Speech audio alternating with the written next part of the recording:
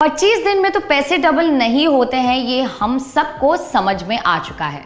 But जितने भी सालों में पैसे डबल होंगे, ये कैलकुलेट करने के लिए एक सिंपल फॉर्मूला है। It's called the rule of 72। ये रूल के हिसाब से आपको जितने भी सालों में पैसे डबल करना है, उस नंबर को 72 से डिवाइड करिए, आपको रिक्वायर्ड रेट ऑफ रिटर्न मिल जाएगा। कन्वर्सली, अगर आपको आपका रेट ऑफ रिटर्न पता है तो आप जान सकते हैं कि आपको पैसे डबल करने में कितने साल लगेंगे। फॉर एग्जाम्पल, आपकी एफडी पे 6% इंटरेस्ट मिल रहा है तो आपके पैसे 72 डिवाइडेड बाय 6 यानी 12 ईयर्स में पैसे डबल हो जाएंगे। या आपको 3 साल में पैसे डबल करना है तो आपको 72 डिवाइडेड बाय 3 यानी कि 24% रिटर्न निकालना होगा। बट क्या आपको पता है कि you can use the rule of 72 to estimate any rate of doubling? जैसे इंडिया का जीडीपी कब डबल होगा, ये उस एक स्पेसिफिक टाइम में 4 गुना होने के लिए किस रेट में ग्रो करना पड़ेगा। Let's find out how.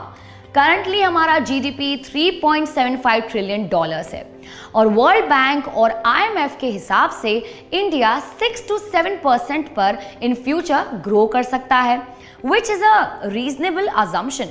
Now inflation को भी एक हिसाब से ग्रोथ माना जाता है।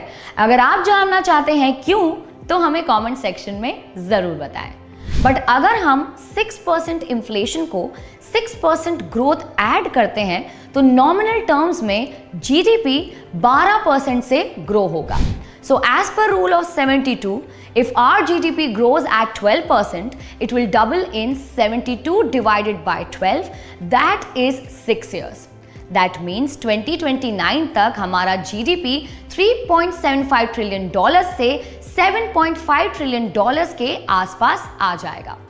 If we keep growing at the same rate, the GDP will further double to 15 trillion by 2035 and then double to 30 trillion by 2041.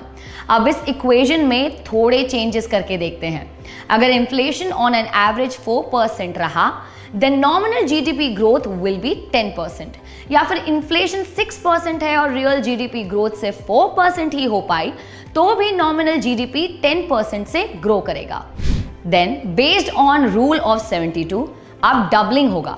72 divided by 10 is equal to 7.2 years में ही। सिंप्लिसिटी के लिए 7 ईयर्स ही पकड़ते हैं।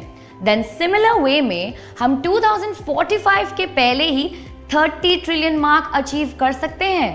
क्या इसी calculation पे based है हमारा 2047 का डेवलप्ड इंडिया का गोल?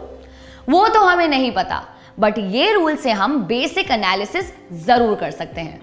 ऑब्वियसली इसमें बहुत कॉम्प्लिकेशन इन्वॉल्व है when we analyse something as complicated as GDP. First thing is that कि ये यूएस डॉलर्स के नंबर्स हैं। दैट इंप्लाइज कि हम एक्सचेंज रेट अज्यूम कर रहे हैं वो कांस्टेंट होगा, जो एक्चुअली नहीं होता है।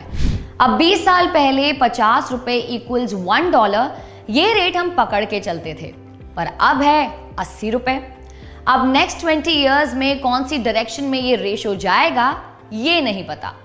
Secondly, inflation and real GDP के ग्रोथ रेट्स में हम अपने करंट और पास्ट एक्सपीरियंस से कैलकुलेट कर रहे हैं और वो भी बहुत चेंज हो सकते हैं, and that can turn this maths upside down.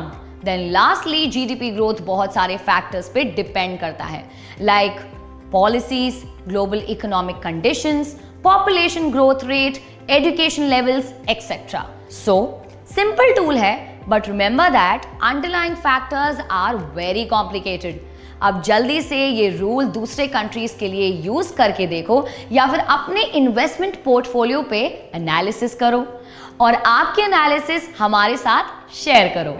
Do share this video with everyone and press the like button if you liked it.